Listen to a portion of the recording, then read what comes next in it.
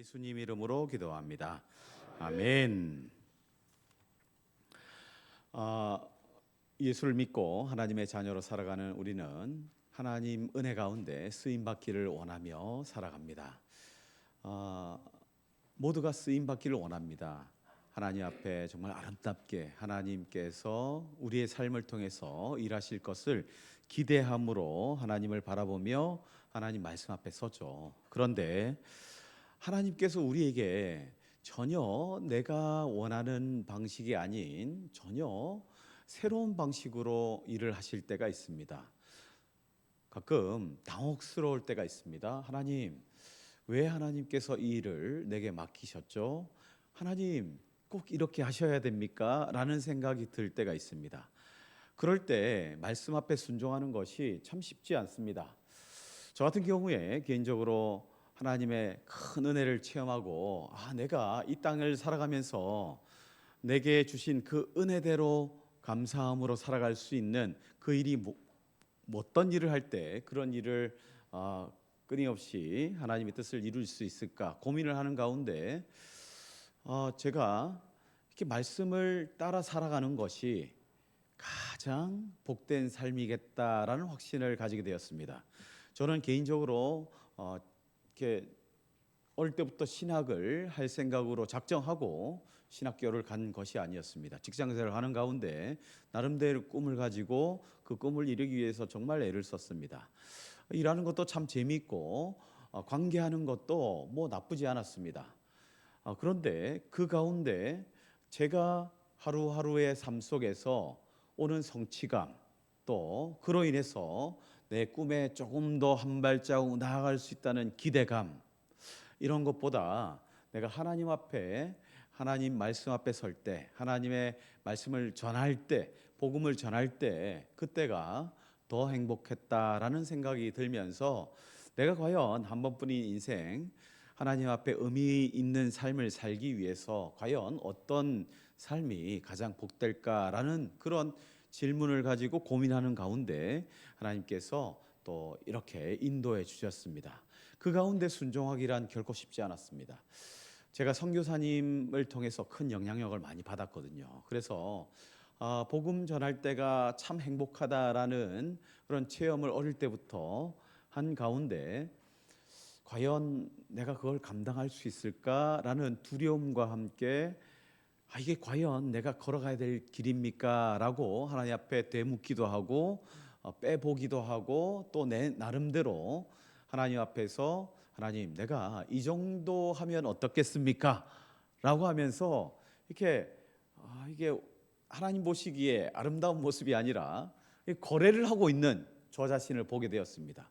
그러면서 하나님께서 아니야, 그거 말고 나는 너와 함께 하길 원한다. 너의 인생 삶 전체에 함께 하길 원한다 하시면서 이렇게 인도해 주셔서 믿음으로 순종하며 그 길을 지금까지 걸어오고 있습니다. 여러분, 당혹스러운 상황을 만날 때 여러분은 어떻게 하시겠습니까? 하나님 앞에 하나님 내가 이 정도 하면 되지 않겠습니까? 라고 저처럼 거래를 하지는 않을 겁니다. 그런데 어느 정도 하나님 앞에 이 정도면 만족스럽지 않겠습니까? 라고 하는 생각을 가질 수 있겠죠. 그러나 하나님은 우리가 하나님 앞에 전적인 순종, 나의 생각과 나의 계획과 나의 바람을 내려놓고 하나님께 맡기며 믿음으로 순종할 때 그 순종을 통해서 그 결단을 통해서 일하신다는 것을 우리가 기억할 수 있길 바랍니다. 오늘 본문은 우리가 너무 잘 아는 본문입니다. 요셉, 예수님의 육신의 아버지인 요셉에게 하나님께서 특별한 메시지를 전해주시는 그런 장면입니다. 이제 마리아와 약혼을 하고 마리아를 이제 데려와서 함께 결혼을 하고 살려고 하는 그 가운데 이 천사가 이 요셉에게 찾아옵니다. 18절에 보니까 요셉과 약혼하고 동거하기 전에 성령으로 잉태된 것이 나타났다 이렇게 말씀하고 있습니다. 성령으로 이 아내된 마리아가 잉태되었다는 겁니다. 여러분 이런 말씀을 전해 들었다면 여러분이 뭐 여기에는 이제 여기에는 이제 결혼을 앞두고 있는 청년도 있고 또 앞으로 이제 조금 있으면 연인을 만나서 한 가정을 이루게 될 우리 젊은 청년이 여기 몇 명 있는데 결혼도 하기 전에 아내 될 사람이 잉태했다. 그것도 성령 하나님께서 이렇게 성령의 손길로 하나님의 뜻에 따라 잉태하게 되었다라고 생각한다면, 라는 일이 실제로 있다면 여러분 어떤 생각을 가지겠습니까? 순순히 하나님 할렐루야 감사합니다, 하나님 영광입니다, 이렇게 할 수가 있을까요? 결코 쉽지 않죠. 생각만 해도 끔찍스러울 수 있습니다.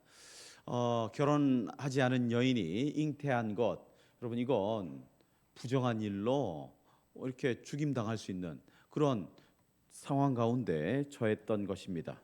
누가복음 1장에 보면 이 마리아가 잉태된 상황을 우리가 자세히 알 수 있습니다.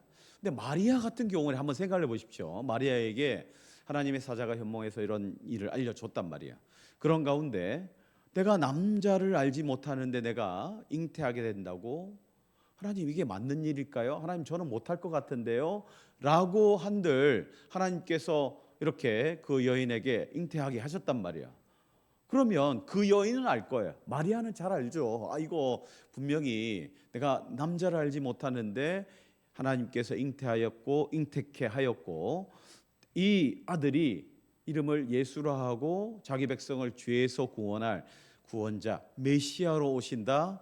여러분 이 사실조차 감당이 되지 않는 가운데 그 마리아가 그런 상황 속에서 주의 말씀대로 될지어다 하고 주님 말씀대로 되기를 원합니다 하고 순종합니다. 아니 그런데 마리아는 그럴 수 있다 칩시다. 왜냐하면 마리아는 이게 성령으로 잉태된 거를 알잖아요. 마리아는 알잖아요. 정확하게. 분명히 남자를 알지 못하는 그 가운데 아기를 가질 수 없는 상황인데 이 아기를 가졌다. 그러면 역시 하나님께서 하셨어. 분명히 그 사실은 마리아는 알 것입니다. 그런데 요셉이 그 사실을 받아들이는 게 결코 쉽지 않았을 겁니다. 그런 가운데 이 천사가 요셉에게 말합니다. 요셉이 의로운 사람이라고 19절에 나오거든요. 요셉의 뜻은 어디에 있었을까요? 이 여인을 받아들이는 것이었습니까? 그렇지 않습니다. 19절에 보니까 그를 드러내지 아니하고 가만히 끊고자 하였다라고 성경이 말하고 있습니다. 마리아, 뭐 성령의 감동으로 잉태하였다고 일단 끊어버리려고 합니다.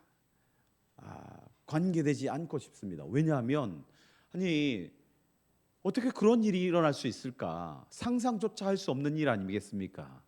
이게 뭐 적당히 하셔야지 하나님 이거 뭐 너무한 건 아닙니까? 라는 생각이 드는 그런 상황인 것입니다. 그런 가운데 요셉이 그 마리아 데려오기를 끊으려고 합니다.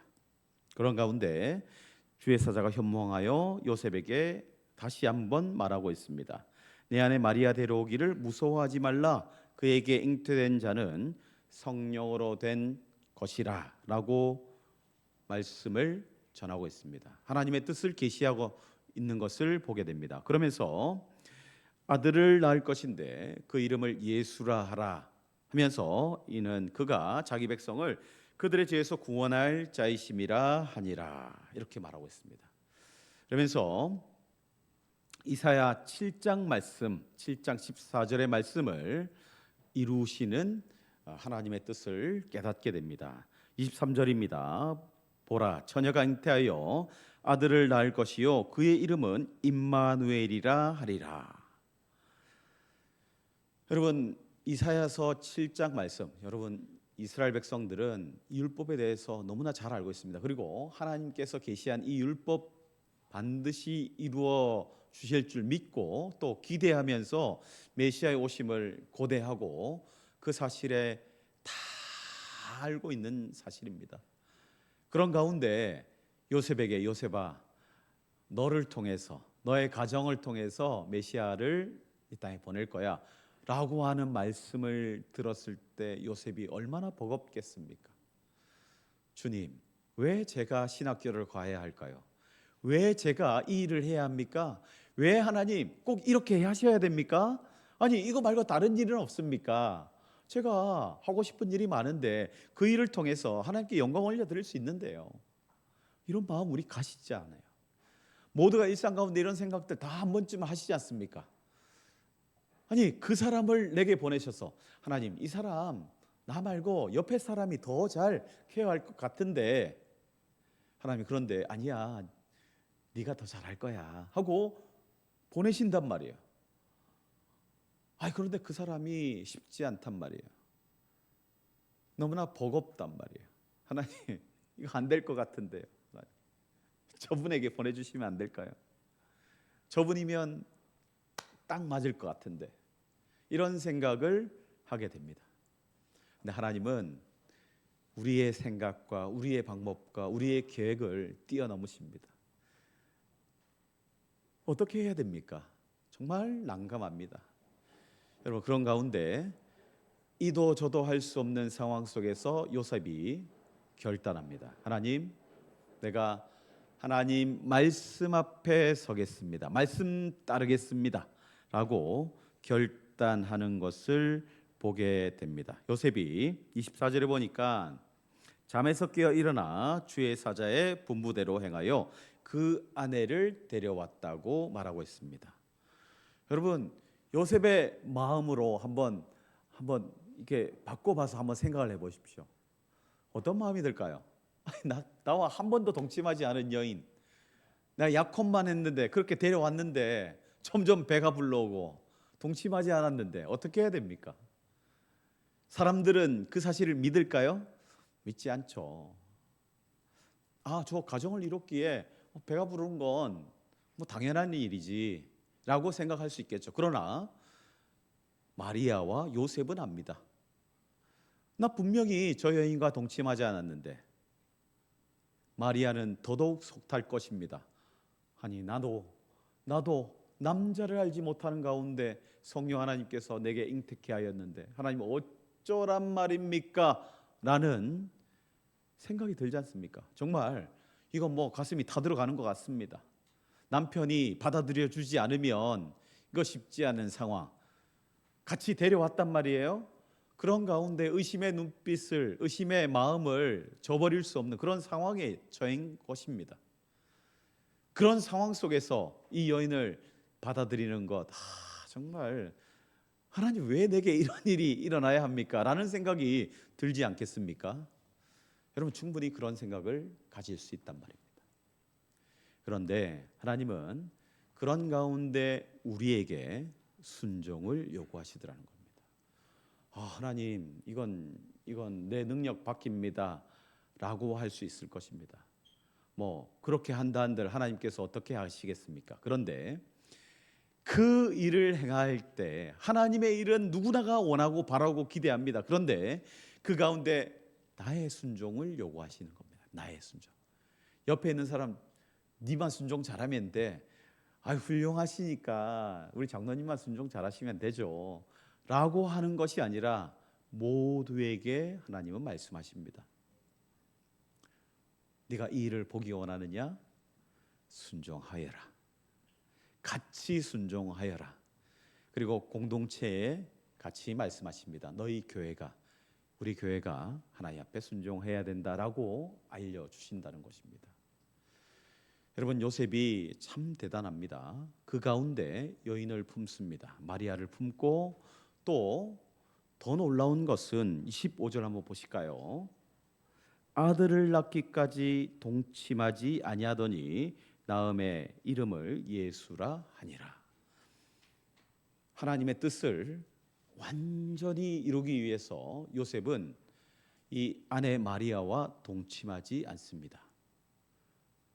하나님의 뜻을 거스르지 않기 위해서 성령 하나님으로 잉태되었음을 드러내기 위해 자기의 정욕을 풀지 않는 겁니다.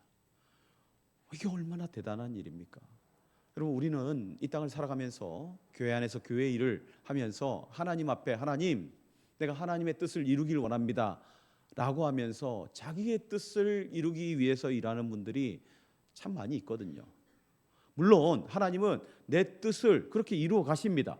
그 가운데 하나님의 뜻을 성취하시기 위해서 나를 사용하십니다. 그런데 우리는 그 가운데 나를 드러내려고 하거든요. 그런데 요셉은 어떻게 합니까? 하나님의 뜻을 드러내기 위해서 참습니다.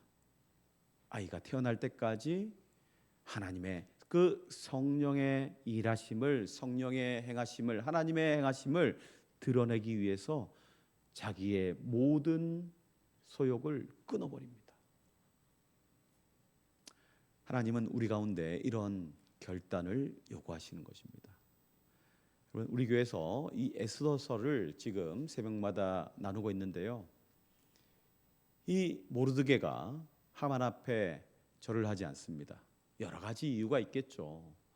신앙적인 그런 마음을 지키기 위해서 하만에게 엎드리지 않았을 수도 있고, 또 이 모르드게가 하만에게 절하지 않은 그런 여러 가지 이유가 민족적인 그런 갈등을 그가 알고 있었기 때문에 그렇게 하만에게 절하지 않았다라고 볼 수도 있습니다. 어쨌든 이 모르드게의 모습을 통해서 큰 일이 일어납니다. 모르드게뿐만 아니라 유다 민족 전체를 말살하려는, 진멸하려고 하는 하만의 이 계획을 전해 듣고 또 온 열국 가운데, 열방 가운데 왕의 직인이 찍힌 그런 공문을 보내게 됩니다. 나를 받아놨습니다. 이제 유다 족속이 마지막 달 13일에 되는 때 진멸될 수밖에 없는 그런 상황 가운데 처했을 때 하만이, 이 모르드게가 이 에스더를 찾아가게 됩니다. 그리고 네가 왕후가 된 것은 이 때를 위함이 아닌가라고 신앙적인 결단을 요구하는 것입니다. 그런 가운데 이 에스더가 참 난감한 상황입니다. 왕의 법령대로라면 왕이 부르기 전에 먼저 나아가다가 잘못하면 죽임을 당할 수 있는데, 그렇다고 나아가지 않고 가만히 있자니 자기 백성들이, 유다 족속들이 진멸되기는 그런 상황 가운데 처한 가운데 이 에스더가 어떤 결단을 내립니까? 내가 나를 위해서 모든 유다 백성이 금식하고 사흘간 기도해 주세요라고 요청합니다. 그리고 내가 죽으면 죽겠습니다. 내가 이스라엘 백성을 대신해서 왕에게 나아가겠습니다. 결단하더라는 것입니다. 여러분, 신앙생활에 있어서 이 결단은 너무나 중요한 일입니다. 하나님 앞에 모든 것 내려놓고 내 능력이 아니라 하나님 손길에 모든 것 내어 맡기고 엎드리는 것, 여러분, 이 결단을 통해 말씀 앞에 순종하는 그 모습을 통해서 하나님은 일을 시작하시더라는 것입니다.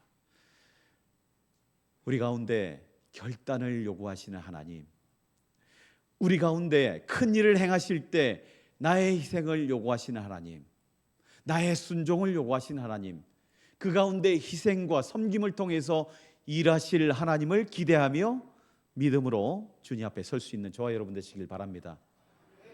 우리 남전도회 연합회 회원 여러분, 그리고 우리 어령교회 성도님 여러분, 하나님은 이런 결단을 통해서, 하나님 앞에 순종을 통해서 하나님의 뜻을 이루어 가신다는 사실을 기억하며 내 생각을 내려놓고 내 계획을 내려놓고 하나님의 뜻 앞에 이해되지 않지만 그러나 하나님께서 반드시 선하게 인도하실 것임을 기대하며 또 우리의 섬김을 통해서, 우리의 결단과 헌신과 순종을 통해서 하나님의 뜻을 아름답게 이루어 가실 것을 기대하며 믿음으로 주님 앞에 설 수 있는 저와 여러분 되시길 주님의 이름으로 축원합니다.